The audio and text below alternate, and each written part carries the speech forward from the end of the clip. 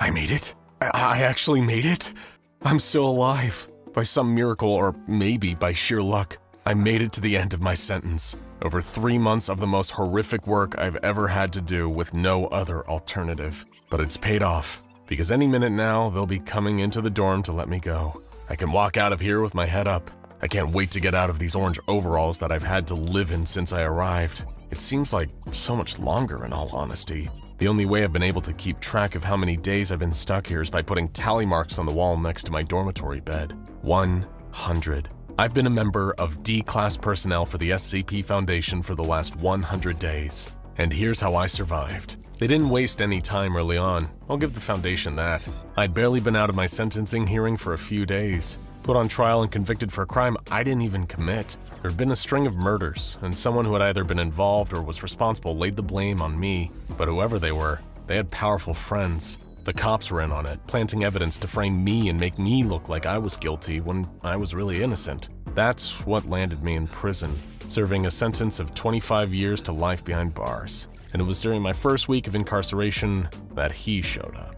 The recruitment specialist. A clean-cut, blunt Agent Smith type came to visit me. I hadn't even been in prison long enough to have visitor privileges, but the shady agent seemed to know which strings to pull in order to ask me an important question. "What would you do to get out of here?" he'd said. To which my answer was, anything. That was my first mistake. Immediately the next day, I received a letter detailing more about what exactly Agent Smith was offering. It was folded and hidden in the spine of a book that a guard handed me during reading hour. Unfolding the message, it all felt like an old-school covert spy tactic. "To Mr. Emil Carker," the letter read. "We understand that you've recently received a criminal conviction. There are 2 options currently before you, as detailed below. 1, you can serve out the remainder of your sentence in prison. Or 2, you can be released into the care of our organization. While with us, you will be helping to further scientific advancements through hard work. We have devised a system that allows convicts such as yourself to perform a vital role within our organization, in a return for a reduction in their prison sentences. We have no interest in or intention of determining any guilt for the crimes for which you are currently convicted. We merely seek to present this opportunity for you. We ask that you destroy this letter once you have finished reading. Should you be interested in our offer, then please recite the phrase, 'It's a yes,' to a prison guard with the badge number 47890. Naturally, as cryptic an offer like that was, I didn't need much time to mull it over. I was trapped in prison for something I didn't do, with no way to appeal for my freedom or prove my innocence. So, taking up a mysterious job opportunity from a shadowy group seemed like a much better alternative at the time. After all, I could either work off my sentence through employment or rot away in a cell for the next 2.5 decades at minimum. All I had to do next was find the right guard. I tried not to make it obvious that I was eyeing every prison guard's badge number as they stood around, keeping a close eye on me and the other inmates. But it was while I was out in the yard that I saw him, number 47890. I'd gone to bed with a knot in my stomach.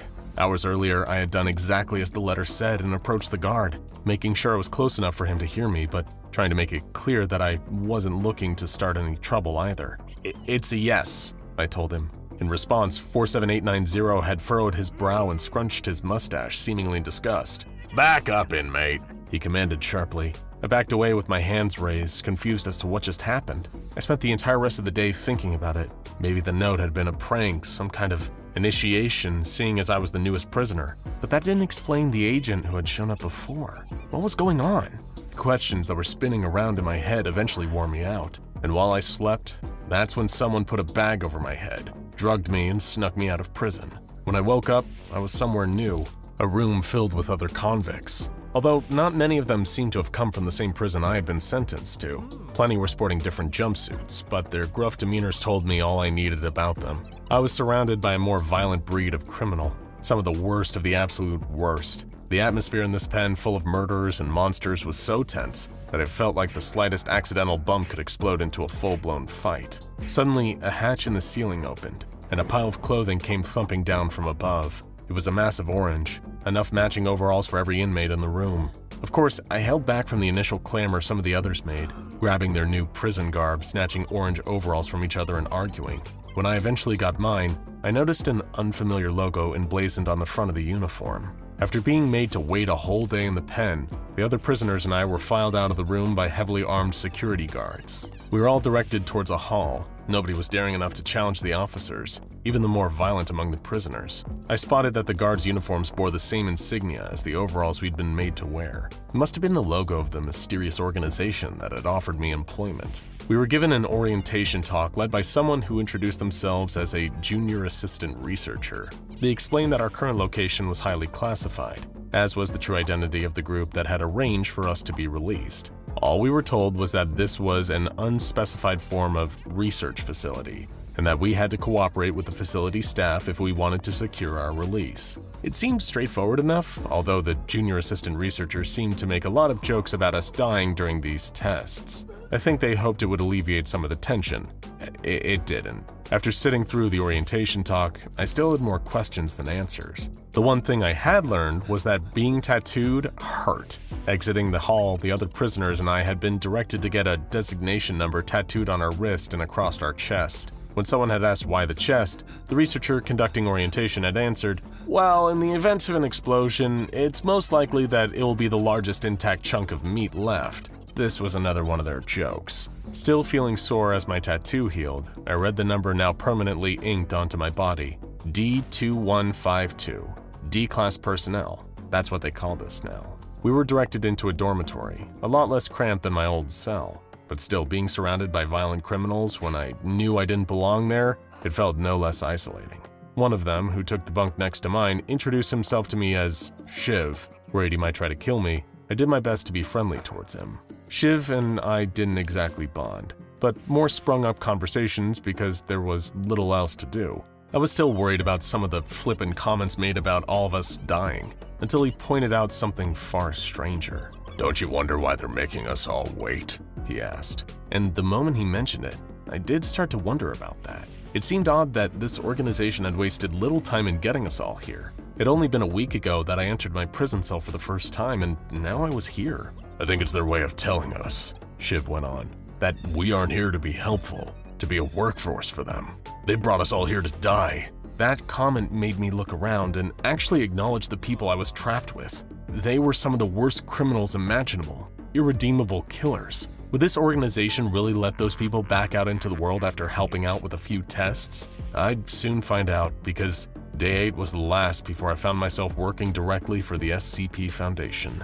I picked up the name from a few places around the facility. Name tags, lab coats, and security uniforms, always with the same logo. Me and the other D-class personnel were woken up early in the morning by a bell and issued with assignments. From the very first day the work started, I noticed that not all the others came back to the dorm at the end of the day. Shiv was one of those. My tasks mostly consisted of cleaning up with a mop, hosing down empty testing chambers that had a worrying amount of blood sprayed all over the walls and floors. The regiments were strict, and I made sure to do exactly what was asked of me to avoid causing any trouble. It felt like a lot like being back in prison, but with the only added caveat of being able to move around the facility, even if it was to go and wipe up the Foundation's mess. Although the other classes of personnel didn't seem to take kindly to my help, making snide comments as they passed me in the hallways. We'd been told not to address the other staff unless spoken to, which was frustrating. I certainly had a few things I would have liked to say to them. After 2.5 weeks without so much as a hint of any trouble, I was given my first testing assignment that wasn't just cleaning up. You would think that would be exciting, but having seen some of the carnage left behind after other tests, I was anything but eager to take part. Luckily for me, and pretty surprisingly, my first test was pretty straightforward. I was shown to a room containing a white bowl decorated with light blue flowers that researchers referred to as SCP-348. I received a nasty splinter from my mop's handle the day before, and was instructed to sit down and eat from the bowl, which was filled with soup. Naturally, I eagerly ate it, despite how bitter it tasted. It was better than the food from the D-class canteen at least. But when I finished, I noticed a message had appeared at the bottom of SCP-348. It read, "I don't believe you were framed. Goodbye, son." After that, it was as if the floodgates had been opened, and every day I was asked to do another test with a new SCP. Most were harmless anomalous creatures or objects, like one of the bigger experiments I was involved in, which focused on SCP-999, this friendly little gelatinous orange blob. Electrodes were hooked up to me while I just calmly sat in a room with SCP-999. Being around it made me feel great, the best I'd felt since arriving and joining D-Class. Although I did hear one of the other researchers making a comment that SCP-999 was, quote, not ready yet, whatever that meant. Even so, the tickle monster had given me a new positive outlook on my role at the Foundation. It was odd work, but I could find a rhythm to it that would hopefully make the time pass by a little quicker. And if it meant getting out, it was worth all the dirty looks from other classes of personnel. This was an outlook I didn't want to lose. After a month, we were told to take a pill that the guards handed out to us, something called an amnestic that would make us all forget the previous month. But wanting to hang on to my newfound optimism, I secretly flushed mine down a toilet. In hindsight, I should have taken it. My next big test quickly brought me down a peg. I was handed a katana, SCP-572, and instantly felt like I was unstoppable. The sword made me believe I was a powerful warrior, and if I could maybe fight my way out of the Foundation facility with ease. Unfortunately, the moment I tried to use it didn't lead to freedom. I had an accident, broke my arm, and suffered a series of internal fractures, all while the research team mocked me. Embarrassed, I felt like a total laughingstock. Things only got worse from there. I'd barely set foot outside of the infirmary before a different team of personnel told me I was going to be assisting them with an important task. They dragged me to an old wooden door after briefly explaining what was going on, although I struggled to keep up. Beyond the door, which they called SCP-2317, was a vast salt plain. Following their instructions, I acted as an assistant to the rest of the team as they performed a strange ritual. I had to scatter a mix of holy water and chicken blood around a circle of 7 stone pillars, then recite, "Blood for the old gods, water for the new king." It was an unusual practice, to say the least, but apparently I was helping keep a powerful vengeful demigod imprisoned. That did little to soften the news that I heard when we returned through SCP-2317. When I was gone, one of the Foundation's security team had been infected by something known as SCP-2193. A phenomenon that makes people believe that every month a large group of D-Class are to be terminated. When I heard, I actually considered taking my amnestic for this month to forget just how many had been killed. It had been a whole 2 months since I had actively started work as part of D-Class personnel, and there weren't many of my fellow prisoners left. I was sent for a mandatory psychological evaluation. The Foundation wanted to know if I would still be able to perform tests for them. I doubted it came from a place of actual concern. It's not like they cared all that much if the things I had seen were taking a toll on me. Sitting across from a researcher performing my evaluation, I did my best impression of a normal person. I had to pretend like none of it was getting to me, all the horrors and the close brush I'd almost had with death by monthly termination. I wouldn't have lied about it normally, but I'd been told I had a month left before I was due to be released. Apparently not many D-Class made it that far, given the dangerous nature of testing. All I could think about was how good it would feel to eat real food again. I started to daydream about getting a cheeseburger on my first day out. Almost instantly, my hopes of freedom were dashed the very next day. I was told I'd be going on a longer assignment. This time it would be an expedition into an anomalous location called SCP-432. The Foundation researchers outfitted me with a flashlight plus extra batteries. A headset and a microphone linked to their control center were placed over my ear, along with a camera unit mounted on my shoulder. They said it would wirelessly transmit back to them, and they'd see what I saw. I was also given a couple bottles of water, some energy bars, and a few sticks of luminous marker chalk. But when they had said anomalous location, the last thing I'd been expecting was to climb into a rusty metal cabinet. The next 2 weeks were like living inside a nightmare. Inside the cabinet was a huge maze, a literal labyrinth all made out of the same rusted steel of the exterior of SCP-432. It was so dark even with the use of my flashlight and the few light bulbs affixed to some of the walls within the cabinet maze. Before long, I ended up losing my bearings and lost with no way out. But being trapped in the maze and the dark wasn't even the worst part. There was something else in the labyrinth, some kind of creature lurking through the metal corridors. My flashlight eventually ran out of power, so I never actually saw it, but every time I tried to sleep, I just lay awake listening to its growls. I couldn't help but think what kind of horrible thing was out there and might be looming over me in the dark. Even when I opened my eyes, I still wouldn't get to see it. Eventually, another D-Class was sent into SCP-432. By some miracle, he was able to not only find me, but guide me back to the entrance of the cabinet maze. The moment I was free, I yelled at the research team, demanding they let me go. I didn't just mean let out of SCP-432. I meant free from D-Class, from the Foundation, from all of it. I was sent for another psyche evaluation and deemed to be fine, just suffering from heightened stress. When they had asked me if I'd been taking my amnestics, I lied and I told them yes. 10 days before I was set to be released, and they couldn't help but assign me to one last test. "Don't worry," a researcher sarcastically assured me. "This one will be nice and easy on you.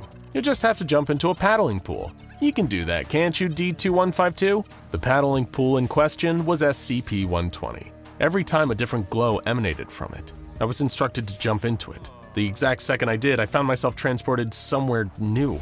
I got the Himalayas on my first go, Greenland and the Sahara Desert on the next 2 tries. Every one of the locations I ended up at had some kind of Foundation facility established nearby. They'd pick me up and I'd be taken right back to SCP-120 to continue testing. It felt like I was being deliberately, intentionally tortured. The Foundation was giving me these momentary glimpses of freedom every time I was transported by SCP-120. It was a carrot on the end of the stick that they were keeping just out of my reach, and I hated it. It made me realize that I had never been there to work for them. Being part of D-Class personnel wasn't a job. All I was to them was a human lab rat. But now it's my last day. They promised me by the end of day today I wouldn't be here anymore. I just want to be out. Done with D-Class for good. The Foundation researchers have given me one last simple test to do before I go. They said if I do, then I'll be gone. All they wanted me to do is wear this amulet for someone named Dr. Bright. How hard can that be? And they said they'd let me go after this one thing, so can't be anything that bad, right? Right? Want to own an SCP of your own? Go to scpswag.com for premium anomalous merchandise. Now go and check out what if stars are actually exploding D-Class SCP-2193 and SCP-2317 The Devourer of Worlds A Door to Another World for more strange stories taken from the ranks of the SCP Foundation.